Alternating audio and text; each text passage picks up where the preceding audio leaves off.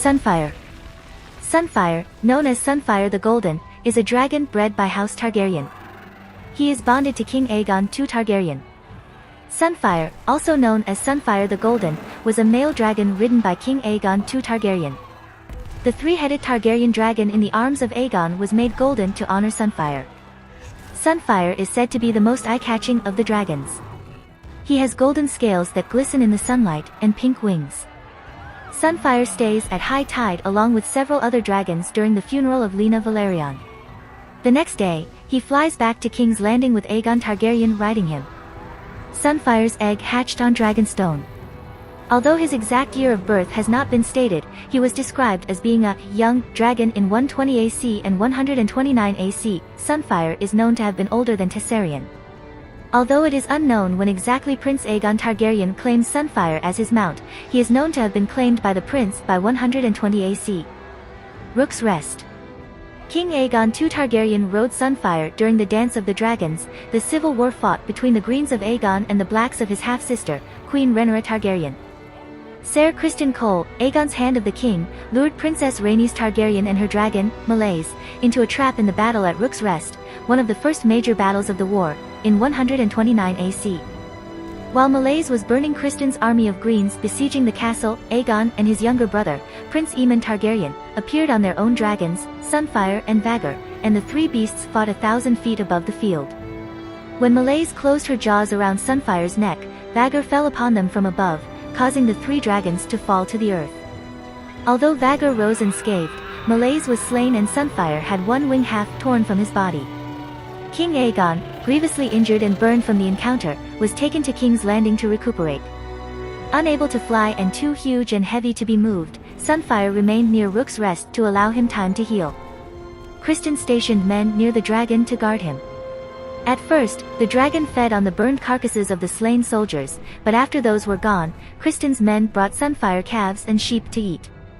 When Waelys Mutun, Lord of Maidenpool, reconquered Rook's Rest from Aegon II's forces, he led his bravest men to Sunfyre, hoping to slay the dragon. Enraged by the attacks upon him, Sunfyre fought back with his tail and flames, killing 70 of his attackers, including Waelys. Within a fortnight of the attack, Sunfyre had disappeared. Although his wing had healed in an awkward angle, Sunfyre had recovered enough from his battle with Melaise to fly once again. Ser Byron Swan was killed in an attempt to slay a dragon during the war, although sources vary as to which dragon he faced. Septon Eustace wrote that Byron desired to kill Sunfyre, but Archmaester Gildain expresses doubt because the golden dragon had gone missing from Rook's Rest. Dragonstone. Lord Larry Strong helped King Aegon II Targaryen escape the capital during the fall of King's Landing to the Blacks of Queen Rhaenyra Targaryen, and the king then hid in a remote fishing village on the Isle of Dragonstone. According to the Crabs and Brune, Sunfyre hid in the dark piney woods and caves of Crackclaw Point before eventually making his way to Dragonstone. Gildain conjectured of a primal instinct for Sunfyre returned to his birthplace, or urged to rejoin his rider, Aegon. Some even suggested that Sunfyre was able to feel Aegon II's urgent need of him. Because of Sunfyre's difficulty flying, Mushroom claimed the dragon was a great golden fire-breathing chicken. Sailors on Nessaria observed two dragons, one of them with golden scales, fighting near the Dragonmont, and the partially devoured corpse of a wild dragon, the Grey Ghost, was then found near the mountain's base. Ser Robert Quince, Castellan of Dragonstone, assumed that the Grey Ghost had been killed by the cannibal.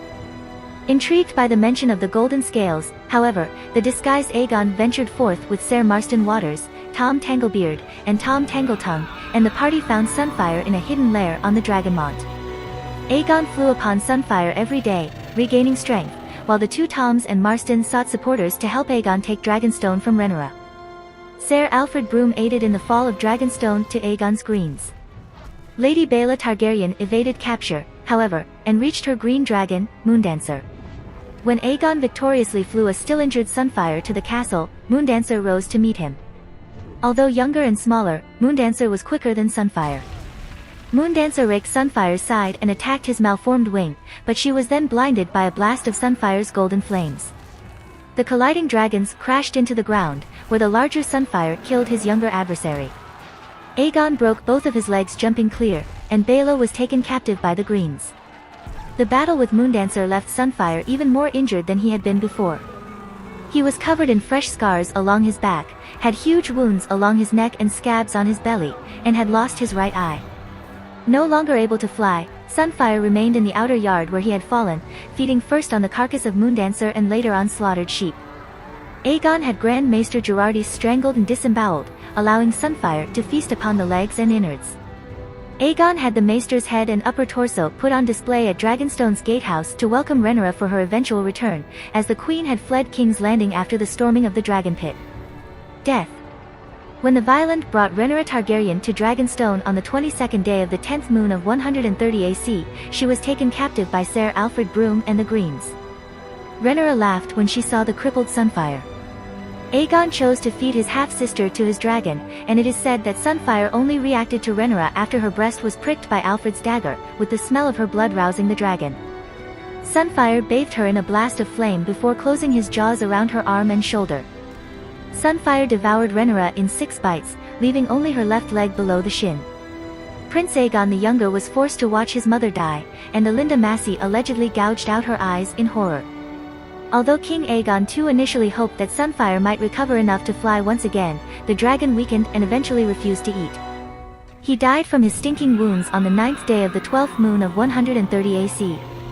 A weeping Aegon ordered that the captive Baela Targaryen be executed, but he was convinced to spare her life to avoid angering House Velaryon. Aegon II returned to King's Landing to rule precariously. He sent for dragon eggs from Dragonstone, hoping for a new Sunfyre, prouder and fiercer than the last, but was unable to hatch one. Aegon the Elder was soon assassinated by poison and succeeded by Aegon the Younger, who ruled as Aegon III Targaryen.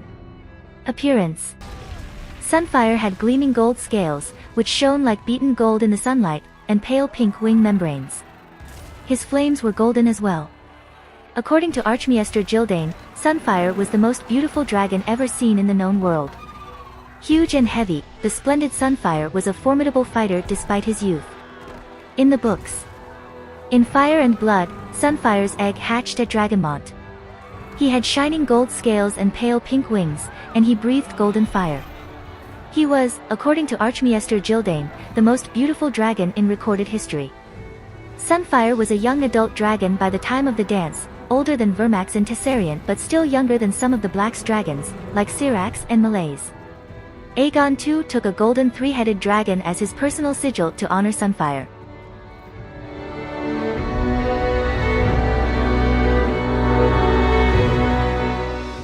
If you like this content, don't forget to like and subscribe. See you later, bye bye.